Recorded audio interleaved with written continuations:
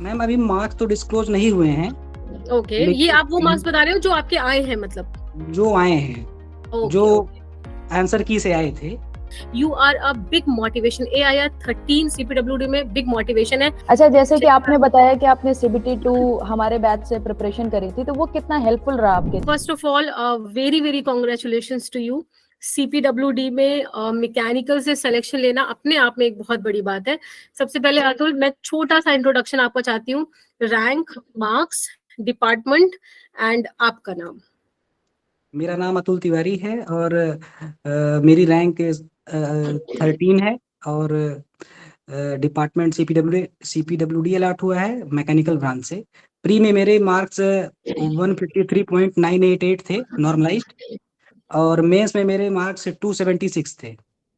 Overall मेरे 429.988 marks थे मेरे।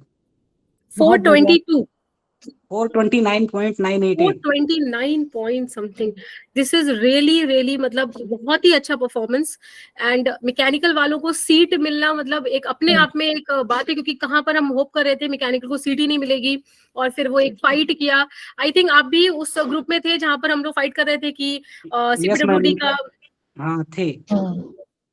तो वहां पर आप लोगों को मतलब उस टाइम पे कैसा लगा, और आज सिलेक्शन लेके कैसा लग रहा है, मतलब वो एक डिफरेंस कैसा लग रहा है आपको?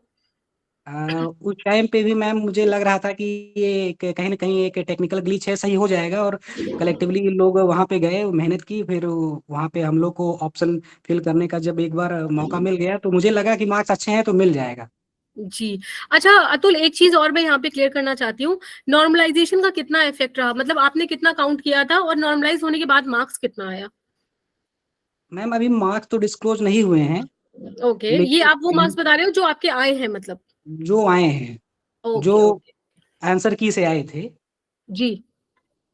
और अतुल, आपके पेरेंट्स क्या करते हैं? मैम मेरे पेरेंट्स तो किसान हैं। वेरी गुड, बहुत ही अच्छी बात है। और मदर आपकी हाउसवाइफ? हाँ, हाउस वाइफ है। तो आपकी मदर और फादर को भी हमारी तरफ से बहुत बहुत कॉन्ग्रेचुलेशंस। लामिया मैम, आप हाँ। लामिया मैम को भी जानते ही होंगे। हाँ जानते हैं मैम, हमने PW का जो CBT 2 का मेंस का बैच था वो लिया था। मैं लाइव नहीं देख पाता था, रिकॉर्डेड देखता था। ओके, दैट इज वाई मैं सोच रही थी कि आप कहाँ से हमारे साथ जुड़े हुए हैं। तो आप CBT 2 में हमारे साथ मतलब जुड़े हुए थे? हाँ यस मैम। तो ओके, बहुत अच्छी बात है। और बहुत अच्छी। मैकेनिकल में जिस हिसाब से कट ऑफ रहते हैं, उस लेवल पर जाके कट ऑफ को बीट करना और CPWD जैसे डिपार्टमेंट को चूज करना अपने आप में बहुत बड़ी बात है। तो first of all once again many many congratulation Atul. कहाँ से हो वैसे आप, कहाँ से बिलोंग करते हो? मैं यूपी से, अयोध्या से हूँ मैं। Very Ayodhya good. से। अयोध्या में तो जश्न होने वाला है 22 तारीख को, और आपने पहले से ही जश्न शुरू कर दिया। तो मैं भी वैसे यूपी से ही हूँ, कानपुर से, तो आपकी नेबर ही हुई। हाँ। मैं भी मैम यूपी से हूँ, बनारस अच्छा। के सिटी से। तो Ayodhya is a like place जहाँ पर सबकी इमोशंस जुड़े हुए हैं, और बिल्कुल। आपने तो अभी से ही पूरा बिल्कुल बजा दिया है। बहुत अच्छी बात है। उसके साथ साथ मैम मैं, जी बोलिए। आपसे तो मैं मतलब आपके लेक्चर में जो एक गेट दीवाने चैनल था, मैंने वहां से फॉलो जी किया जी है। और जी आपका जी। मैं पुराना स्टूडेंट रहा हूँ, मैं 2019 का पास आउट हूँ। Okay. Very good, and it's really nice hearing that कि इतने मतलब पुराने स्टूडेंट्स भी सेलेक्ट हो रहे हैं। एक्चुअली में लोग डिमोटिवेट हो जाते हैं ना। 2019 से आप पढ़ते आ रहे हो, 2023 में जो मिला है वो बेस्ट मिला है। हम्म। मतलब लेकिन और ये 3-4 साल मेहनत करना, हम बच्चों को कहते हैं नहीं हार नहीं मानना है, करते रहो, हार नहीं मानना है, करते रहो। लेकिन बच्चा कहीं ना कहीं डिमोटिवेट हो जाता है, उनको ये लगता है कि ये तो टीचर है, ये तो ऐसे हाँ। कहेंगे ही। वो एक पर्सपेक्टिव आ जाता है ना कोचिंग वाले। अब आप देखो, ये एक फ्री प्लेटफॉर्म है, वहां से आप पढ़ रहे हो, और यहाँ पर CBT 2 भी हमारे आई थिंक PW की तरफ से भी वो फ्री ऑफ कॉस्ट ही था, जो बच्चे हमारे CBT 1 में सेलेक्ट हुए थे। तो यहाँ पर भी एक ऐसा एनवायरमेंट है जहाँ पर बच्चे कर रहे हैं काम। You are a big motivation. AIR 13 CPWD में बिग मोटिवेशन है। मैकेनिकल सही के बात। स्टूडेंट्स को, मतलब मोटो इस इंटरव्यू का सिर्फ इतना है अतुल, कि हम मैकेनिकल के स्टूडेंट्स को बताना चाहते हैं यार कि अपॉर्चुनिटी है, अपॉर्चुनिटी है, और अब बिना हारे ही मतलब लड़े ही हार जा रहे हो। डिमोटिवेशन क्रैक करने के लिए उतना पोटेंशियल चाहिए। अगर आप उतना पोटेंशियल ही मेंटेन नहीं कर पा रहे हो तो फिर आप सिलेक्शन तो नहीं फिर ले पाओगे। वही बात है, क्योंकि एक लॉन्ग टर्म अपॉर्चुनिटी है आजकल में और लड़ देखिए नहीं ना रहे हो और नीलिमा, आप हार मान जा रहे हो। स्टूडेंट्स जो हैं वो जनरली सोचते हैं कि हम 2 महीने में सिलेक्शन ले ले, 4 महीने में जी, सिलेक्शन ले ले, वो बट चीज एक होती नहीं अच्छे डिपार्टमेंट के लिए और सक्सेस के लिए टाइम लगता है। तो वो एक बहुत जीता जागता आप उदाहरण हो। अच्छा, मैं है। एक जी। छोटा सा क्वेश्चन आपसे और पूछना चाहूंगी अतुल, कि प्रिपरेशन के टाइम पर आपने क्या क्या प्रॉब्लम्स को फेस करा?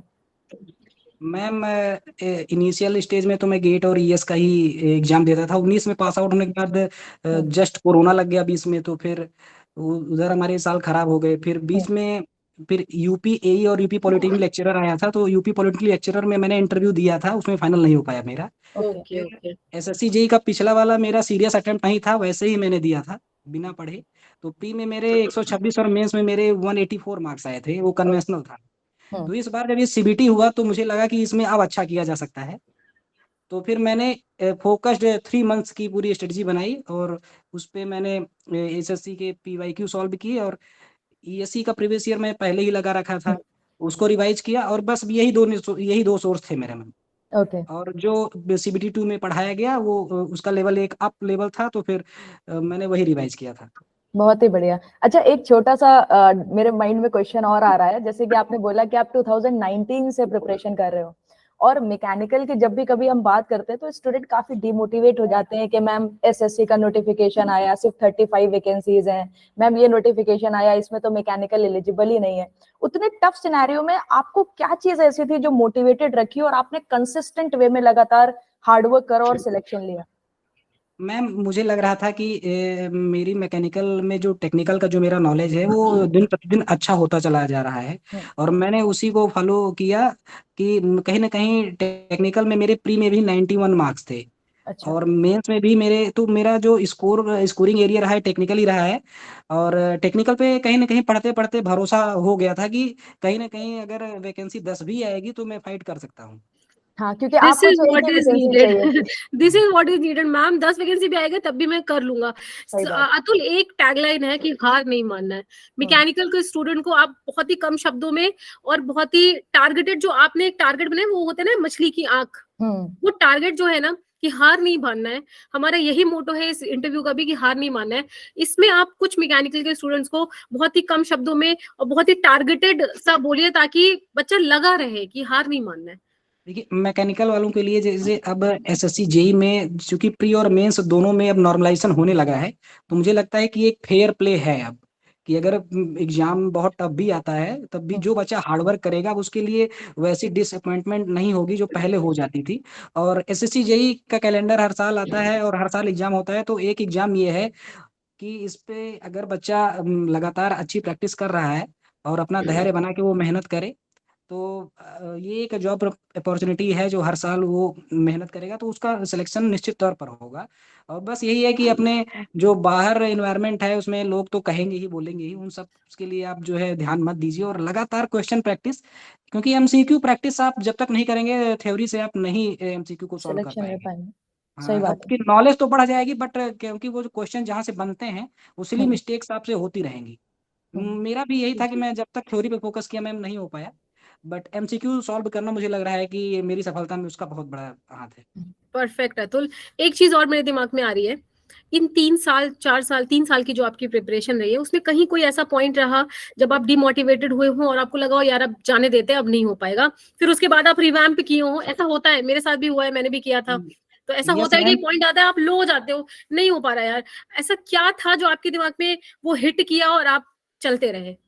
मैम गेट 2019 में मेरे 53 मार्क्स थे, ओके। 20 में मेरे 60 मार्क्स थे, 21 में मेरे 63 मार्क्स थे। तो वो स्टक कर गया था, वो 60 और 70 वाला जो मतलब मार्क्स था वो मैं क्रॉस नहीं कर पा रहा था। और उसके बाद फिर यूपी एई और यूपी पॉलिटेक्निक लेक्चरर आया तो उसमें जीएस भी था, तो फिर कहीं ना कहीं मैं जीएस की तरफ मुड़ गया।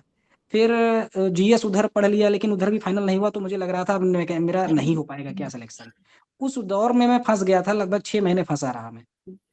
ये और उसके बाद फिर से ही समझ में आ गया कि ये टाइम वेस्ट हो रहा है, खुद से ही समझ आया, फिर मेहनत की दोबारा, और ये टारगेटेड मेरा अटेम्प्ट था। क्योंकि प्री में जब मेरे मार्क्स आ गए तो मुझे लग गया कि मेंस में इसको कैपिटलाइज किया जा सकता है।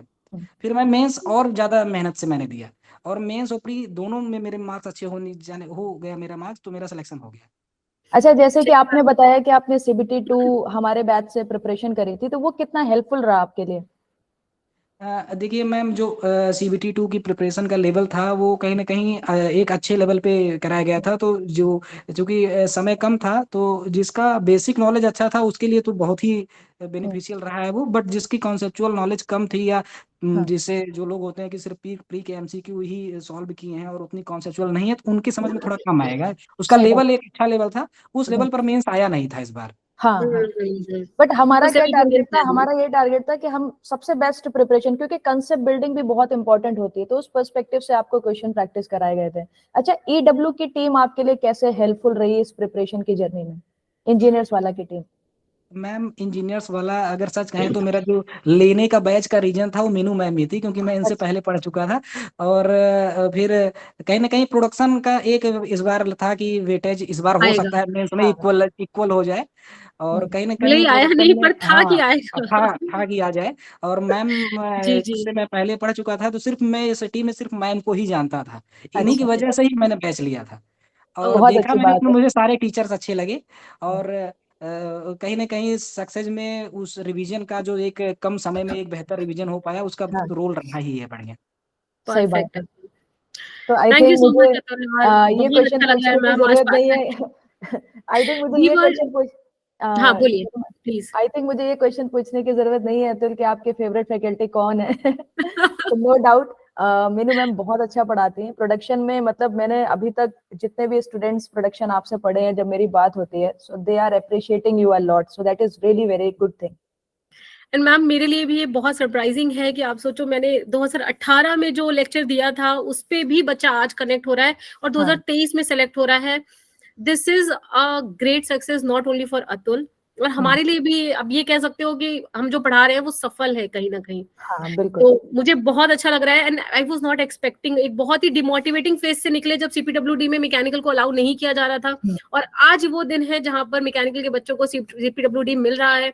मुझे पता है वो इलेक्ट्रिकल वालों के लिए थोड़ा डिमोटिवेटिंग होगा, वो हमें गालियां ही दे रहे होंगे, but any how I am working for mechanical, और मुझे बस यही मतलब है कि यार मैकेनिकल के स्टूडेंट्स को आज आगे और हमेशा ही, हाँ जो कहते थे ना मैम एक एवरग्रीन ब्रांच है, तो उसमें डाउट होने लग गया था, पर सही एक्चुअली में बात, ये एवरग्रीन है, बस समझने की देरी है, हम समझ नहीं पा सही रहे हैं बात इस है। चीज को। नहीं, थैंक बहुत यू ही सो मच शानदार अतुल, रिजल्ट था। बहुत अच्छा लगा आपसे आज बात करके, एंड स्पेशली आपको देख करके और वो देख करके कि इतना पुराना चीज से भी आप कनेक्टेड हो। I am really really delighted and many many congratulations to you, your mother and father. उन्हीं लोगों की मेहनत होती है यार, उन्हीं का आशीर्वाद होता है सही जब बात। बच्चे बढ़ जाते हैं, आगे निकल जाते हैं, एंड देन सेकेंडरी फिर आपके टीचर आते हैं। सबसे पहले तो माँ ही होती है जो सब करती है। Many many congratulations Atul, thank you so much. Thank you thank you. Atul, thank you for joining us.